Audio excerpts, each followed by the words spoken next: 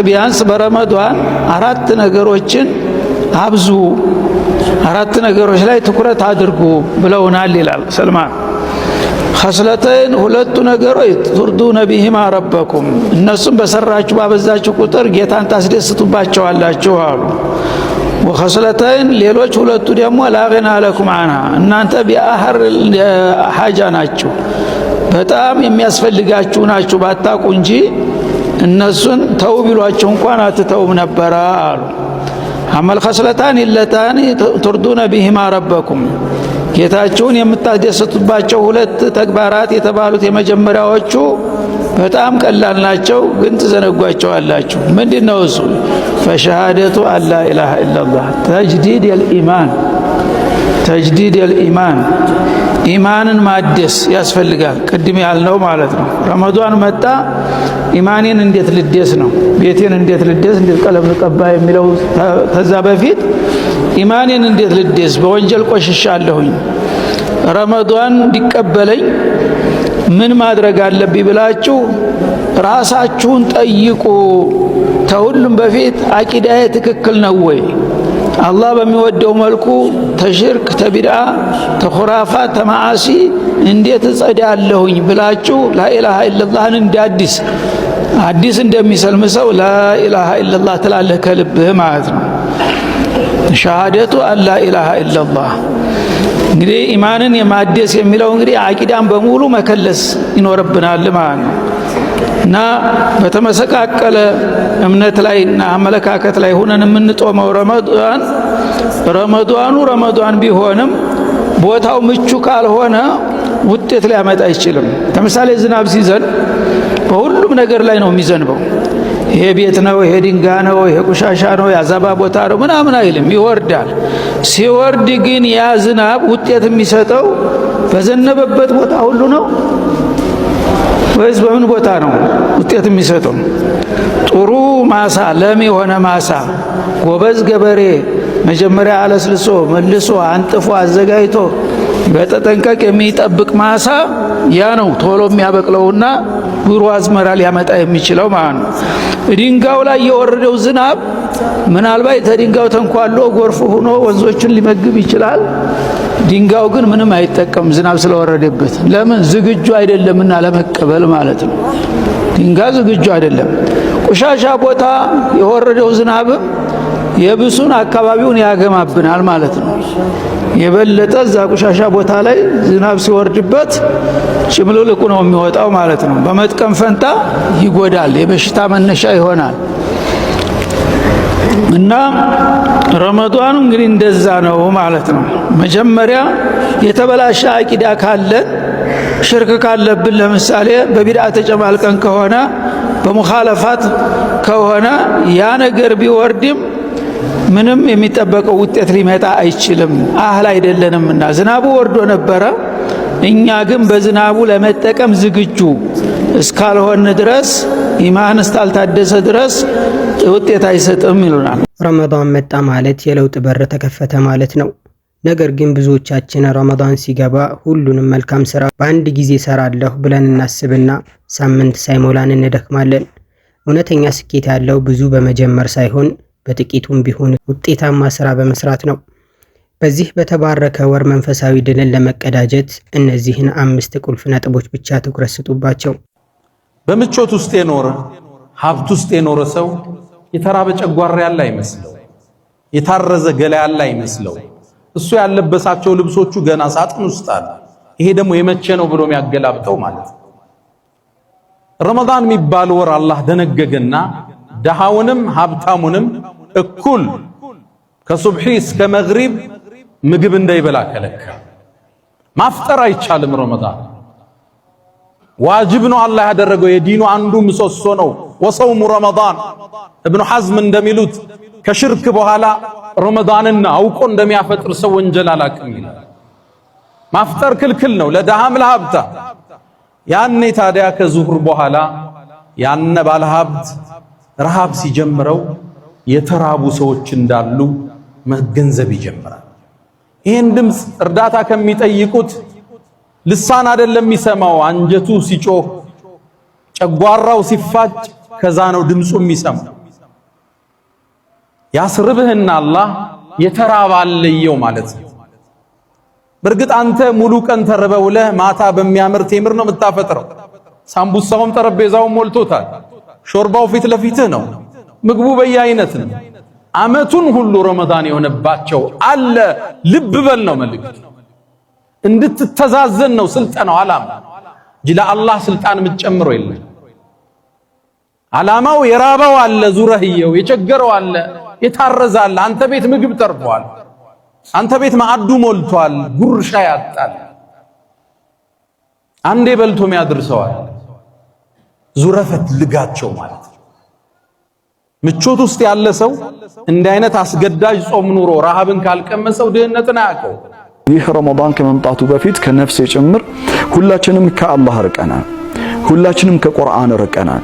ሁላችንም ከነብዩ አለይሂ ሰላቱ ወሰላም ፍቅር ርቀናል። ሁላችንም ከመልካም ስራ ርቀናል። አሁን ይሄ ረመዳን ወር ሲመጣ አቅቢል የምንባልበት ወር ነው። አላህ ለሙሳ በተራራው ላይ አቅቢል እንዳለው ተመለስ እንዳለው እኛም ዛሬ ረመዳን ወር አቅቢሉ እያለን ነው። ረመዳን ወር ተመለሱ እያለን ነው። ወደ አላህ ተመለሱ፣ ወደ መልእክተኛው አለይሂ ሰላቱ ወሰላም ፍቅርና አስተምሮት ተመለሱ፣ ወደ ቁርአን ተመለሱ፣ ወደ ሰላት ተመለሱ፣ ወደ መስጂድ ተመለሱ፣ ወደ መልካም ስራ ተመለሱ፣ ወደ ይቅርታ ተመለሱ፣ ወደ ፍቅር ተመለሱ። ቢዩቲፉል ነው አቅቢል። የእውነት ተመለስ ከረመዳን ጋር አብሮ ይሄዳል። ረመዳንን ለኛ እንደ ተራራ አድርጋችሁ አስቡት። ሙሳ ሲና ተራራ ላይ ሆኖ ጡሪ ሲና ላይ አላህ አቅቢል ወላ ተኻፋለሁ። የኛ ተራራችን ከፍታችን ድል የምናገኝበት ወር ረመዳን ነው። ረመዳን ወርን just think it like it's a mountain። ለኛ ልክ እንደ ጡር ማውንቴን አድርጋችሁ ተራራ አድርጋችሁ ሳሉ እዚህ ተራራ ላይ ነው ያለነው። የሚያስፈራ በህይወታችን ብዙ ነገር አለ። አላህ ደግሞ አቅቢል እያንዳንዳችን ኢንዲቪጁዋሊ ተመለስ ይለናል። ተመለሱ። ረመዳን it's a golden opportunity ነው። መልካም የሆነ ወርቃማ የሆነ እድል ነው ወደ አላህ የምንመለስበትና ረመዳን አቅቢሉ ኢላላህ ወደ አላህ ተመለሱ እያለች ጥሪ የምታደርግልን ነው። አንደኛ ንያህን ወይም ሐሳብህን አጥራ። ረመዳን የረሃብና የጥም ወር ብቻ እንዳይሆንብህ ተጠንቀቅ። የምጾመው አላህን ፈርቼና አጅሩን ተስፋ አድርጌ ነው የሚለውን የልብ ቃል ኪዳን በየቀኑ አድስ። ስራ ሁሉ ለአላህ ብቻ ከሆነ ድካሙ ጣዕም ይኖረዋል። አንድ ታሪክ ላጫውተማ። አንድ ኡስታዝ ረመዳን ላይ ወደ አንድ ሰው ቤት ይፍጣር ይጠራሉ እና ፈጥር ተጠርተው ቁጭ ብለው አፈጣሩ ምናምን ጨረሱ። ተነስተው ሄዱ። ልክ ከቤቱ ሲወጡ እዛ ቤት ውስጥ ብር ጠፋ ተባለ። ከዛ በጣም ተፈለገ ታጣ። እሳቸው ገብተው እንደወጡ ነው ብሩ የጠፋው። የቤቱ ባለቤት አውቆታል እና በጣም ቀልቡ ተሰብሯል። እንዴት ጋብዣቸው ኡስታዝ ሆኑ እንዴት ብሩን አነሱ ምናምን ያለ በጣም ተጠራጥሯል፣ ደብሮታል። ከዛ አመቱ መጣ የረመዳን። ከዛ ድጋሚ እዛ ቤት አፍጥር ተጠሩ የመጡ። ከዛ በጨዋታ መሃል እያፈጠሩ ምናምን የቤቱ ባለቤት ጥያቄ አነሳ። የዛሬ አመት እርሱ ከወጡ በኋላ የሆነ ብር ጠፋ እና ድንገት ምናልባት እንደው አይተው ይሆን ያንን ብር ምናምን አለ ብሎ ጠየቃቸው። ከዛ ኡስታዝየው ተነሱና ከሆነ መደርደሪያ መካከል የሆነ ቁርአን ስባ ወጡት። ከዛ ቁርአኑን ሲከፍቱት ብሩ እዛ ውስጥ አለ። ከዛ አስቀምጠው ነገሯቸው፣ ብሩን እኔ ነኝ ያነሳሁት። ከዛ ይዤም አልሄድኩም፣ ቁርአን ውስጥ ግን አስቀምጬው ሼልፉ ማል እንደነበረ አስገባሁት። እኔ በዛ ሰዓት ለማየት የፈለኩት የእናንተን ቁርአን የመቅራትና ለመቅራት በየቀኑ ምን ያህል ከቁርአን ጋር የሚኖራችሁን ኮኔክሽን ለማየት ነበር ያንን ያደረኩት። ቁርአኑን ሳትከፍቱት አመቱ መጣ። ቁርአን የምትቀሩ ሰዎች ብትሆኑ ኖሮ ስትቀሩት በመሃል ታገኙት ነበር ብለው ጠየቁትና ምን ያህል ከቁርአን እንደራቀን እቺ ታሪክ ለብዙዎቻችን ምሳሌ ነች ብዬ አስባለሁ። ሌላው በረመዳን ከሚወደዱ ስራዎች ውስጥ الدعاء طوال النهار وخصوصا عند الافطار ዱዓ ማብዛት አለብን። ረመዳን ላይ ዱዓ ማብዛት አለብን። ዱዓ ረመዳን ለጾመኛ ሙሉን ቀን ማድረጉ የተወደደ ነው፣ ተፈላጊ ነው።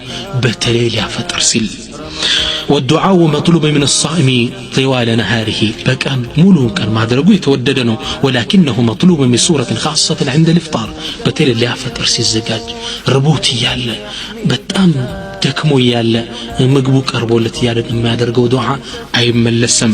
عن أبي هريرة رضي الله عنه قال النبي صلى الله عليه وسلم نبياتنا حديثات شوي منالو ثلاثة لا ترد دعوتهم صص وتشالو دعاء شون الله ما يملسو كالنزي اسم تكتسو الإمام العادل ፍትሃዊ የሆነ ዳኛ መሪ ወዳዕወቱ المظلوم የተበደለ ሰው ዱዓ ካደረገ አይመለስም والصائم حين يفطر ጾመኛ ሲያፈጥር የሚያደርጋት ዱዓ አትመለስም ለሊት ተነስተን ዱዓ ማድረግ አይመለስም የሌሊት ጦር አንድ ጥጋበኛ ባለስልጣን የደረሰበትን ውድቀት እንመልከት አንዲት ሴትን ንብረቷን ገንዘቧን ወሰደባት መጣችና ገንዘቤን ስጠኝ እንጂ ብትለው አዋርዶ ላካት አረስተኝ ሊሰጣት ፈቃደኛ አይደለም እንግዳ ዱዓ ረግብሃለው አለችው አይ አደራሽን ከሌሊቱ 1/3 እንግዳ ተበራች አላት ያሾፈ ነው እሱ እቺ ሴት ተነሳችና ሌሊት ወደ አላህ ማልቀስ ጀመረች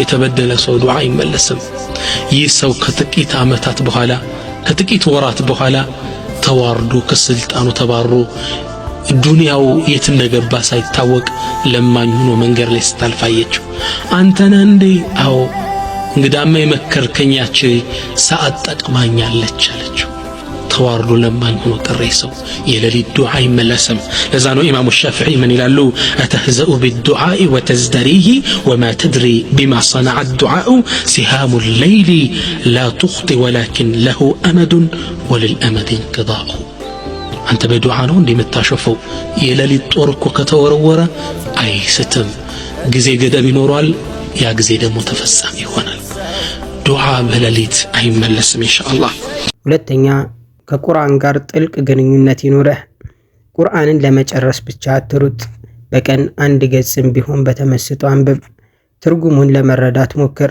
ቁርአን የረመዳን ስንቅ ነው ልብህ በቁርአን ካራሰች መንፈሳዊ ጥንካሬ አታገኝም በቀን ውስጥ ለቁርአን የምሰጠው ጊዜ የማይደራደር ይሁን የአጥንት ሐኪሞች አካልን ሊጠግኑ ይችላሉ አላህ ግን ቀልብን ነው የሚጠግነው እውነት ነው አካልንም እነሱ አይጠግንም ይላሉ አካልን ከአካል ጋር አገናኝተው ያስሩታል ይጠምዱታል እንጂ ሴሎቹን አገናኝቶ እንደገና እንዲጠገኑ የሚያደርገው አልጀባር ቁርአንን ጾመ ስትቀረው ይለያል ዚክርን ጾመ ስትለው ይለያል ኢሻ የሚከብደው ሰው ስለ ጾመ እኮ ነው መጥቶ ተራው ያልበቃው ብሎ ተሐጁድ የሚጋፋው የሶላት ጥፍጥና በቀን አንድ ፔጅ ማይቀራ ሰው ሶላት ላይ አንድ ጁዝ እንዴት ይቆማል ጾም የሚገፈው ግልጥናል ጥፍጥናል የታሸጉ ኢባዳዎች በደረቁ ጉሮሮች ይከፈታል ልብ ብላ አስተውላል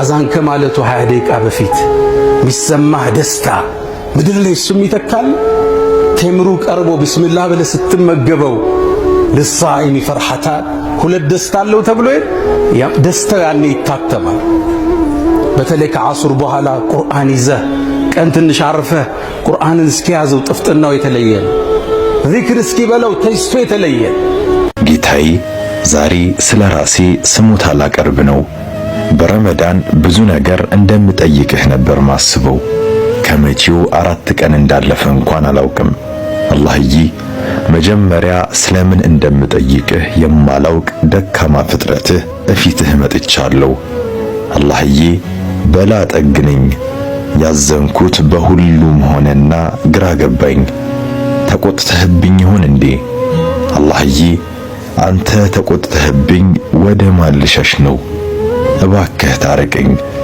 ያ አላህ ውዴታህን اللهم آمين ሶስተኛ ወርቃማዎቹን ሰዓታት በአግባቡ ተጠቀም በቀን ውስጥ አላህ ዱዓን የማይመለስባቸው ልዩ ሰዓታት አሉ በተለይ ከፈጅር በኋላ ዚክርና ቁርአን የምታነብበት ከኢፍጣር በፊት ያሉት ደቂቃዎች የፈለግከውን የምትለምንበት በሌሊት ሱሶ ወይም ተሐጁድ ከጌታህ ጋር የምትገናኝበት እነዚህን ሰዓታት በወሬ ወይም በሶሻል ሚዲያ አታባክናቸው በጣም ለህብረተሰቡ አፉታ የሚጠየቀው ሳንሞት ሞታችኋል ተብሎ የተሰራው ነገር ባልጠፋ ማስተማር እኛ ስላልሞት ሰው አይማርም እንዴ አሁን ከትላንት ወዲያ በዚህ እንትን ብራዘር ደውሎልኝ አንተ አብዱል ፈታህ ሞተ እንዴ ምንድነው አሁንም ቢሆን ለመላው ህብረተሰብ የምጠይቀው ያንን ቪዲዮ ያየሰው በአጠቃላይ ቢያነሳው ጥሩ ነው ሁለተኛው እኛ አምነንበት ሳይሆን ያስተምራል ተብሎ ተጠራን አላወቅ ነው ልክ ልንገባ ስንል ልዩ መስተንግዶ አደረገ። እስካሁን ሳይው ራሱ መለከል ሞት ይመስለኛል። ያክረም የሚባል ልጅ ሐቂቀተን ወላሂ ገባን። በእኔ ተምሬበታለሁ፣ አልቅሻለሁ። እንዴት ነበር ሞመንቱ ንገረን። እንዴት ጎትቶ እንዳስገባ ልዩ እንክብካቤ ሆነብኝ። ምክንያቱም ሌላ ቀን እንደዚህ አይነት ስቀረጻ ስለነበረ የዛን ቀን ግን ልዩ እንክብካቤ አድርጎ ስቱዲዮ መራን። ሐናን ባቡል ኸይር ከተቀረጸች በኋላ ነው ደግሞ እንዳንነጋገር ለያይተውናል። ምን እንደሆነ አላወኩ። ከዛ አሁን ዛሬ ስቀን እናልፈዋለን እንጂ ወላሂ ብዙዎቹ ደንግጠዋል። ሐጅ ላይ ሲያገኙኝ፣ ውጪ ሲያገኙኝ እንባ እኮ አፍስሰናል። እንደውም በጣም ከማረሳው የሆነ ትልቅ ሸህ በማግስቱ ለመቅበር ወደ ኮልፌ መቃነ መቃብር ጋር ስንገባ ሸህ ኢብራሂም የእስልምና ጉዳይ ፕሬዝዳንት ወላሂ አልቅሻለሁ አሉኝ። ወንድሜ ልጄ አሉ። ለኛ እንጠቀምበታለን። ለዚህ ሰው ለሚወድ ሰው ለሚያውቅ ሰው ግን ይደነግጣል፣ ያዝናል። ይስተትን በምን አፉታ እንደምንጠይቅ አናውቅም። እንደው ያን ነገር ማረሳው ህይወት ነው። ቀድመን ብናውቀው ብል ጥሩ ነበር ነው ማለት ኢንሻአላህ። እኔ ተማርኩበት ያለ ሰው የለም ፕሮግራም በመቅረቡ የደነገጠ ብቻ ነው የገጠመኝ። እዚህ ጋር ማስተካከያ እርማት ለመስጠት ያህል ማለት ነው። እርማት ለመስጠት ያህል 3 ፕሮግራሞችን ከዚህ ጋር የተያዙ 3 ፕሮግራሞችን ሰርተናል። የመጀመሪያው ፕሮግራም ርዕሱ ራሱ የመጨረሻው መጀመሪያ ነው የሚለው ያኒ ወደ አኺራ ከመሄዳችን በፊት እዚህ ሆነን ራሳችንን ብንገመግም እንዴት ነው ያስደስተናል ወይስ ያሳፍረናል የሚለውን አርቲስቲክ በሆነ መልኩ ነው ለማቅረብ የተሞከረው። ምናልባት የማህበረሰባችን ተቃፋ በአንዳንድ በኩል እንትን ያደርገናል። እየታየ ነው እኮ ሰውየው የራሱን ዶክመንተሪ ቁጭ ብሎ እያየ ነው የሚታየው። ምሳሌ ኡስታዝ አብዱል ፈታህ ሼክ ሙስጠፋ ረሂመሁላህ እየተባለ እሱ የራሱን ቁጭ ብሎ እንደዛ እየተባለ እና ስናስገባው ስንጋብዘው ስንጠራው ቁጭ በል እስኪ ይሄንን ተመልከት ስንለው ሁሉ ይታያል። ከዛ ከታየ በኋላ ምን ተሰማህ ራስህን አየህ ነው። ከዛ ሰው ምኑን ነው የሚያስበው? እየተጫወተ እያፈጠረ እንትን እያደረገ ቀና ሲል ረሂመሁላህ የሚለው ብቻ ይሰማና እንዴ ይላል። ከዛ በፊትና ከዛ በኋላ ያለውን እንትን አላደረገም። ቦታ ግን ምን ሆነ መሰለህ? መብራት ጠፋ። ሙሉ ሴኑን አላዩም ሰዎች። የሆነች ፓርት እንዳዩ መብራት ጠፍቷል። እንደዛ አይነት ኬዝ የደረሰኝ ስላለ ማለት ነው። አሁን ያንንም ፓርት ብቻ ስለሆነ የወሰዱት ፕሮግራሙ ከቀረበ በኋላ የደነገጡ በጣም የተዘየሩ ሰዎች ወንድሞች ምናምን ነበሩና ስቱዲዮ ድረስ ጠርተን እንደገና ድጋሚ ፕሮግራም ሰርተናል። አለሁ የሚለውም ማለት ነው። ወላሂ አልሞትኩም ብሎ ይመጣል። ሞቷል ተብሎ ተነግሮ ፕሮግራም ላይ አልሞትኩም ብሎ ማዕናቱ ምንድነው? የትኛውም ነገር እኮ እንደዛ ነው። የሆነ ሰው ከስቶ ሲያዩት ካመመ ነው የሚሉት እንጂ ዳይት ላይ ሆኖ አካል ብቃት እንቅስቃሴ እየሰራ ስለሆነ ነው የከሳውም ማይለ ሰው አለ። ግን የኡስታዝን ፍራስትሬሽን በጣም እረዳለሁ። ምክንያቱም የሱ ግንኙነት በብዛት ከእናቶች ጋር ከአቅመ ደካሞች ጋር እና በጣም ከሚሳሱለት ሰዎች ጋር ከመሆኑ ጋር በተያያዘ ብዙ ሰዎች ጋር ይደነግጣል። አንድ ሰው ደግሞ የዶክተር ሰማሃርን እሱ ያቺን ዶክመንተሪያን ፓርት ብቻ ቆርጦ መጀመሪያ ነሽር አደረገ እና ሰው ጋር የደረሰው ከፕሮግራሙ በፊት ረሂመሁላህ የምትለው አቃለች እንዴ ዶክተር ሰማሃር ሞተ እንደ የተባለ ሰው ጧፍ ማድረግ የጀመረው። ስለዚህ አንደኛው ፕሮግራማችን ይሄ ነው። አራተኛ ምላስህም አይንህም መጾም አለባቸው። ከምግብና ከመጠጥ መከልከል ቀላል ነው። ከባድና አጅር የሚያስገኘው ግን ሰውን ከማማት ከመዋሸትና ሐራም ነገርን ከመመልከት መቆጠብ ነው። ነብዩ ሰለላሁ ዐለይሂ ወሰለም እንዳሉት መጥፎ ንግግርንና ስራን የማይተው ሰው ምግቡንና መጠጡን በመተው አላህ ጉዳይ የለውም። ስለዚህ ዝምታህ ዚክር፣ ንግግርህ ደግሞ ቁም ነገር ይሁን። ብስሚላሂ ረህማን ረሂም አልሐምዱሊላህ ረብል ዓለሚን ወሰላቱ ወሰላሙ ዐላ ረሱሊላህ ሰለላሁ ዐለይሂ ወሰለም።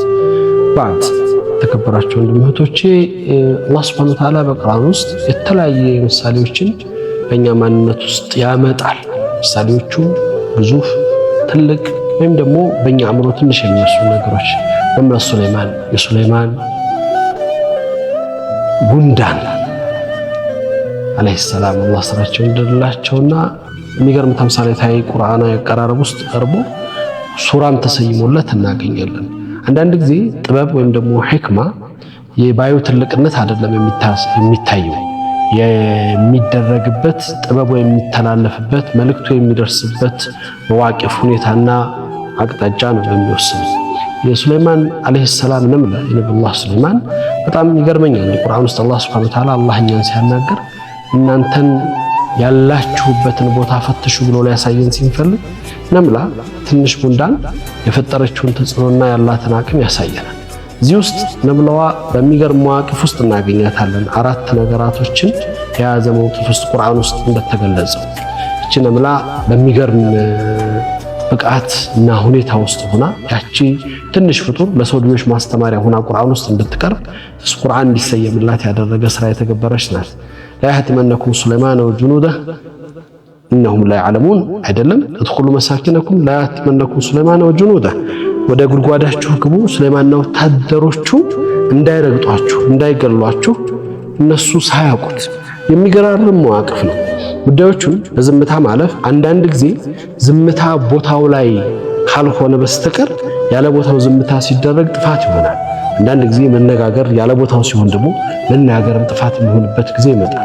ትክክለኛው ቦታ ላይ ትክክለኛ መዋቅፍ መያዝን ማሳያ የሆነ መገለጫ ሆና ነው የመጣችው። የገለጸችበት ወይ በጣም ይገርማል። አንድ ቆሞቿን ለመታደግ የወሰደችው አማራጭና ስትራቴጂ እነሱን መንገር ብቻ አይደለም የሚሄዱበትን መስመር ማሳየት ነው። ሱለይማንና ወታደሮቹ እየመጡ እንዳይረግጧችሁ እስከሆነ ምን አድርጉ? ወደ ጉድጓዶቻችሁ ወደ መደበቂያችሁ ግቡ። ያን ብቻ አይደለም አሁንም ለሌላው ክብር በመስጠትና እውቅና በመስጠት እሱና ወታደሮቹ ሳያውቁት አውቀው አይደለም ይሄን ተግባር የሚፈጽሙት ሳያዩአችሁ ሳይፈለግ እናንተ ላይ ጉዳት ሊያደርሱ ይችላሉ። አንዳንድ ሰዎች በህይወታችን ውስጥ አውቀው ሳይሆን ሳያውቁ ሊጎዱን ይችላሉ።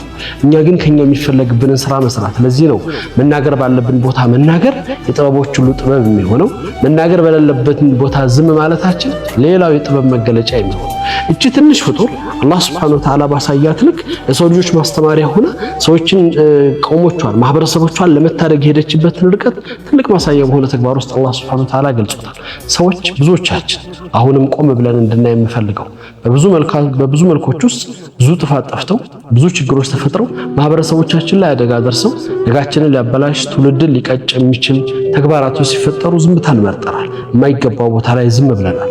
እቺ ግን ከኔና ካንተ ተሽላች ደካማ ፍጡር ትውልድን ለመታደግ ማህበረሰቦቿን ለማዳን ካደጋ ለማውጣት ማየት ብቻ አይደለም ከማየትም ያለፈ መናገር ነው። መናገር ብቻ አይደለም አቅጣጫ መስጠትና መፍትሄን ማቅረብ ነው።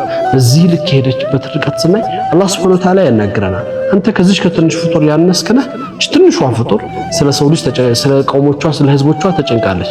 አንተስ እንደ አማኝ ስለ ህዝቦች ስለ ቤተሰቦች ስለ ልጆች በዙሪያ ስላሉ ሰዎች አትጨነቅም? ሲጠፉ ያያቸው ዝምታን መርጠሃል ወይም ደግሞ መቅጣጫን ሳታሳያቸው ቀርተሃል? ለምን የሚል ጥያቄ አላህ Subhanahu Wa Ta'ala ያነሳል። እኛስ በእያንዳንዱ ጉዳዮች ላይ ያለን መዋቅፍ ምንድነው? ለዚህ ነው ህክማ ባዩ ወይም ደግሞ ተናጋሪው ሳይሆን የሚናገርበት ሁኔታ ይወስነዋል። ግዝፈቱንም ማነሱንም በማነስና በመግዘፍ ጉዳይ ላይ የሚገናኝ ስላል በህይወታችን ውስጥ ለሚጠፉ ጥፋቶች ኃላፊነት ወስደን መፍትሄ ለመስጠት የምናደርገው ጉዞ የአማኝነት መገለጫ ነው። ከዛ በተቃራኒው ሲሆን ደግሞ ኢማናችን ላይ ጥያቄ የሚያስቀምጥ ትልቅ መልእክት ይኖረዋል ብዬ አስባለሁ። ስለዚህ እኛስ ምን ያክል ስለ ቤተሰቦቻችን ዙሪያችን ስላሉ ሰዎች በተለያየ ከምናያቸው ዛሬ ዓለሙ ላይ ከሰፈነው በሶሻል ሚዲያ ከምናያቸው ልጆች ቤተሰቦች ካሉበት አህዋል ፈሳድ የአኽላቅ መውደቅ በእነዛ ባህሪያቶች ውስጥ ምን እየሆንን ነው ብለን አስበነዋል? እቺ ነምላ ለኛ ትልቅ መልእክተኛ ናት። ቆም ብለን እንድናስብ ጠይቀን ወብላሂ ተውፊቅ ወሰላም። አምስተኛ በትንሹም ቢሆን ቋሚ ሁን ወይም ኢስቲቃማ ይኑረህ። ረመዳን የ30 ቀን ሩጫ ነው። በመጀመሪያው ሳምንት ተሯሩጠህ መጨረሻው ላይ አትዛል። ሰደቃ በቀን 10 ብርም ቢሆን ሰላት በጀማዓ መስገድም ይሁን በየቀኑ የምታደርጋትን ትንሽ ነገር አትተው። አላህ ዘንድ ተወዳጅ ስራ ጥቂትም ቢሆን ዘላቂዋ ናት። ወድ ወንድሜ ረመዳን የሽልማት ወር ነው። ዛሬ ነገ ሳትል አሁኑን ወስን። ስልክህን ቀንስ፣ ሰላትህን አሳምር፣ ለወላጆችህ እዘን፣ ለድሆች አስብ። ይህ ረመዳን የህይወትህ የመጨረሻ ረመዳን ቢሆንስ በሚል ስሜት ተገዛው። አላህ ጾማቸውን ተቀብሎ ከእሳቱ ነፃ ከሚደረጉት ባሮች ያድርገን። አሚን። እዚህ ቻናል ላይ የምንለቃቸው ቪዲዮዎች ከተመቻችሁ የቴሌግራም ኮሚኒቲ እንዲሁም ሁለተኛ ቻናል ከፍተናል። የሁለቱንም ሊንክ ኮሜንት ላይ አስቀምጥላችኋለሁ። ገብታችሁ ፎሎ አድርጉ። ለዚህ ቻናልም አዲስ ከሆናችሁ ሰብስክራይብ በማድረግ ቤተሰብ ሆኑ።